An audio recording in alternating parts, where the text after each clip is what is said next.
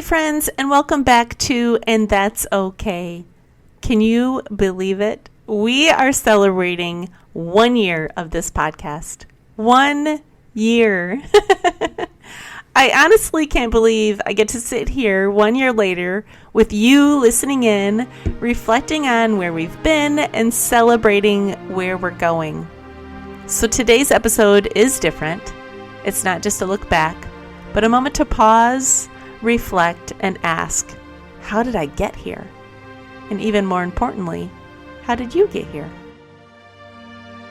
Welcome to And That's Okay, the podcast where we explore the ups and downs of life and remind ourselves that whatever we're feeling, it's for a reason, and that's okay.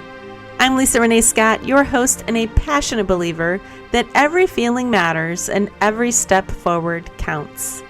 Each week, we'll dive into real-life challenges, share relatable experiences, and offer actionable steps to help you navigate through it all.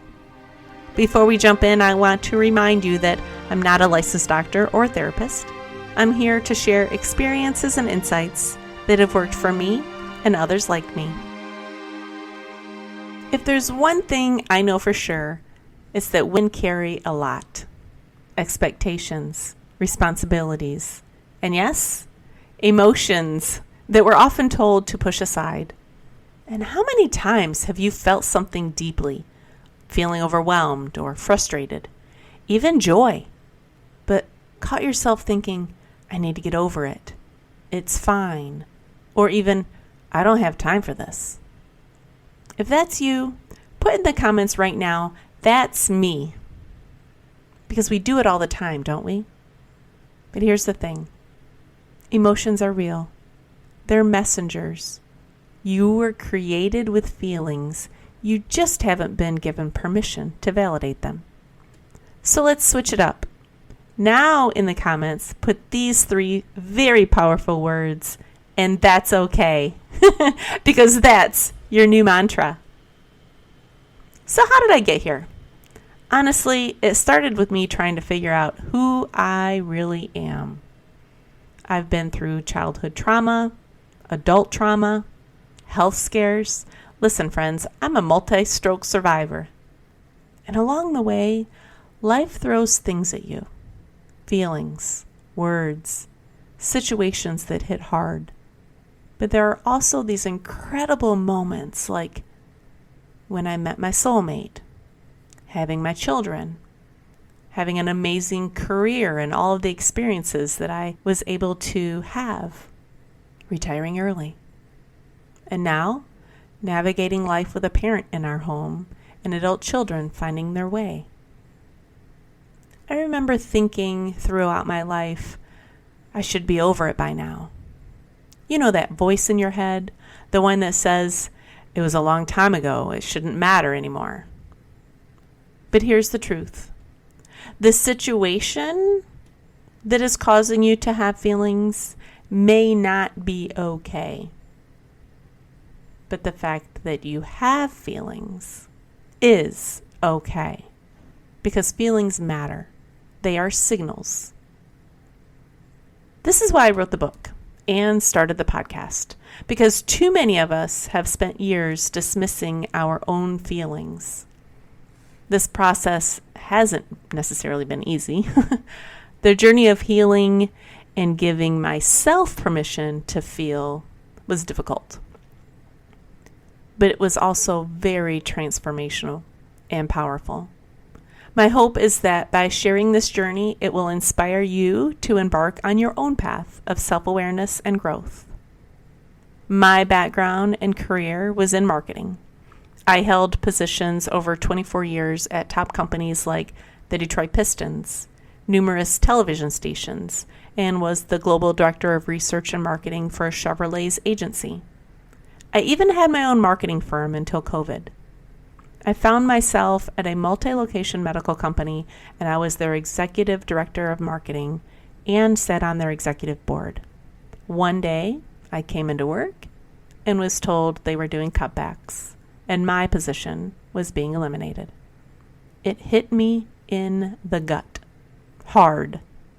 I was so emotional about it, angry, sad, worried, confused, scared. One thing I will tell you about feelings is they never come by themselves. They always pile in and bring their friends. After some conversations with my amazing husband, he said, "You don't have to go back to work. You can just be here for the kids and the house and for us. You can retire." Wow, what a blessing. That brought even more emotions. I felt excited, grateful, proud that we could even consider this as an option without my 6-figure income contributing to the household. But here's the truth. It wasn't that simple.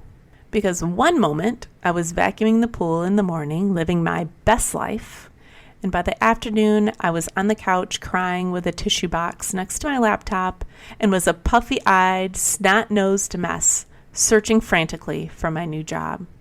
It was a roller coaster of emotions every day for weeks.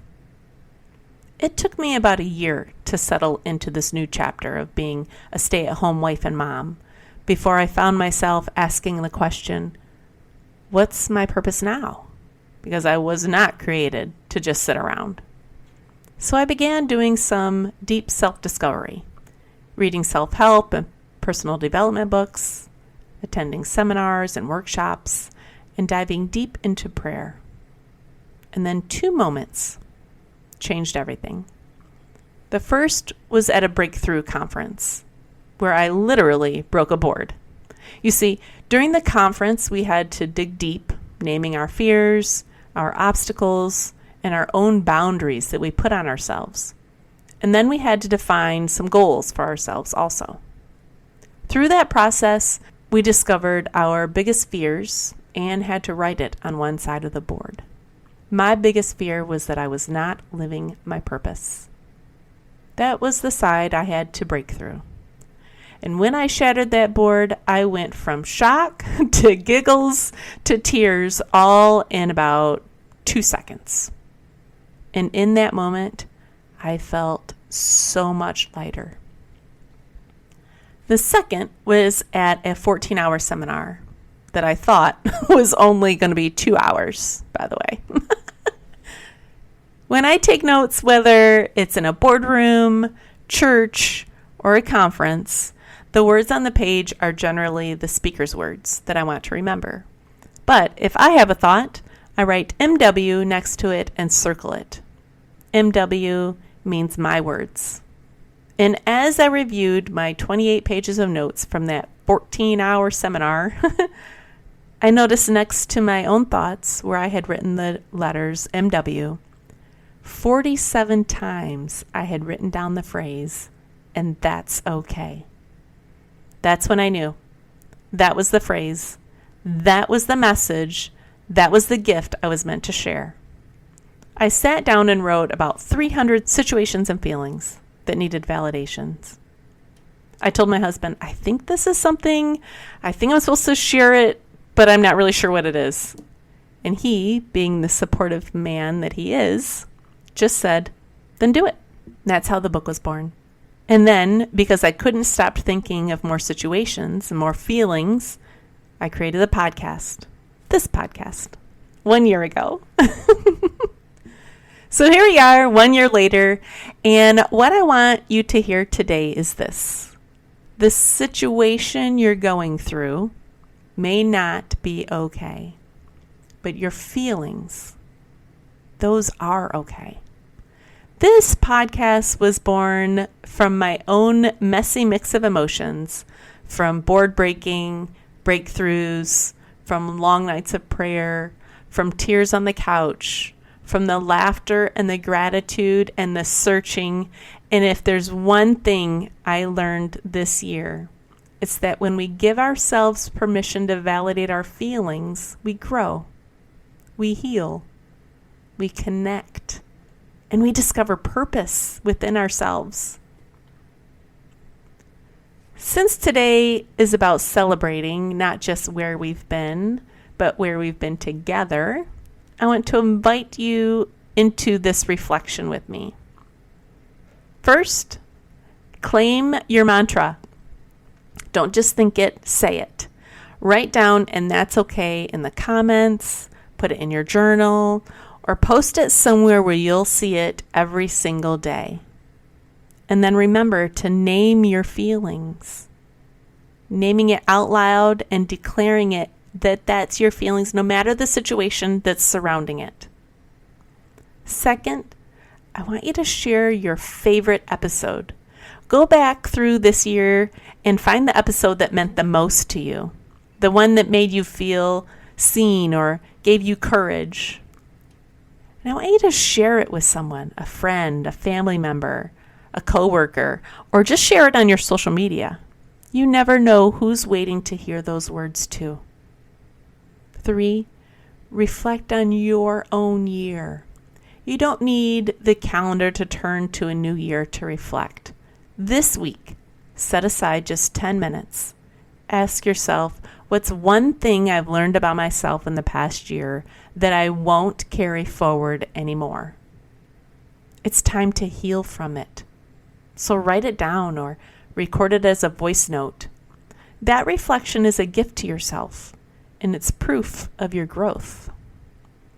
Finally, pass the permission. Think of someone you care about who might be carrying a lot. Send them a quick message. Let it say, whatever you're feeling right now, it's okay.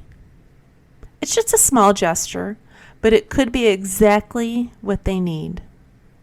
These aren't just steps. They're an invitation to reflect, to celebrate, to connect, and to spread validation into the world. 1 year later, I am humbled and grateful for every download, every message, every person I've hugged, squeezed, cried at book author events, every share, every time somebody says that's me in the comments. It matters because you matter. And this isn't just a podcast. It's not just a book. It's a movement of validation, of permission, of self-compassion, and of connection. So celebrate with me, reflect with me, and share this with someone who needs it, because your feeling matters. Your journey matters. And remember, whatever you're feeling, that's okay. Thanks for tuning into this episode of And That's Okay. I hope you found our discussion insightful and that you're leaving with some practical steps to apply in your own life. Remember, no matter what you're feeling or going through, you have feelings, and that's okay. If you enjoyed today's episode, please subscribe, leave a review, and share it with someone who might benefit from our conversation. Until next week, take care and keep moving forward, one feeling, one step at a time.